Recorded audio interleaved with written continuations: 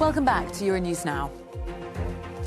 As governments across Europe craft the recovery in the wake of the worst of the pandemic, some are choosing to make the next steps green.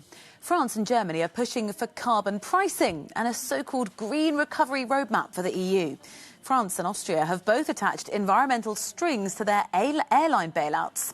Now, Spain is getting on board with a new draft climate law. The bill would prohibit new coal, oil and gas projects and pledge a 100% renewable energy grid by 2050. Industry watchers have already predicted that the pandemic would spell the end for coal as an energy source as the price of renewable energy falls. The bill does still need to be approved by the Spanish Parliament.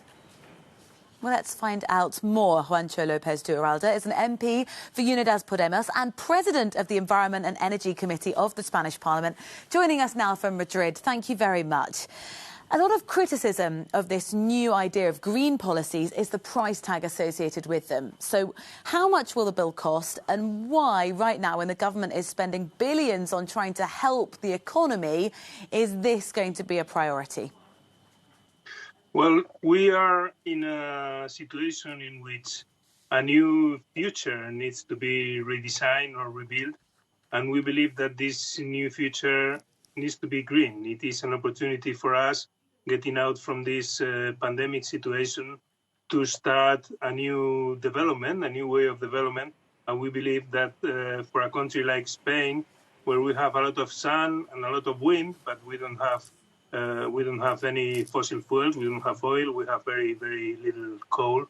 We think that this is favorable not only from the point of view of the environment, but it is as well a good way of economic recovery. Our estimation is that this law could create up to 300,000 jobs from now to 2030 if we implement the measures contained on it. So that's why we believe that this is the good way forward, as I say, socially, economically, and obviously environmentally. But to what extent might the economic impact of the pandemic actually hinder some of the greener policies you're trying to implement? One of them, I know, is biofuel targets for airlines and emissions rules for vehicles. The transport sector has already been very badly hit financially, so might this bill make it worse? No, I don't think so. On the opposite, I think that we have to look look at it the other way around. The European automobile industry needs to innovate, needs to become much more into clean cars. That's why we believe that this innovation has to come through this law. And to be honest, the reaction of the car industry in Spain has been quite positive to the law, because I think that they agree that they have to change. We have learned in this pandemic that we cannot leave all the production of goods on Asia or on China. We have to produce in Europe, both to create jobs and to be at the edge of the new technologies and of the clean technologies.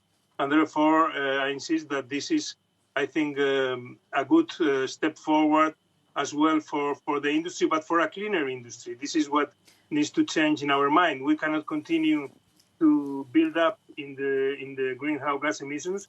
We have to cut those emissions, and therefore we have to introduce changes to our industries. But this doesn't necessarily need to be bad for it. It could be, and that's what all reports say, it might be much better in terms of job creation, and that's why we believe that this law is going to be a good push forward for our economy as well. Juancho López de Uralde, thank you very much, MP for Unidas Podemos and President of the Environment and Energy Committee for the Spanish Parliament.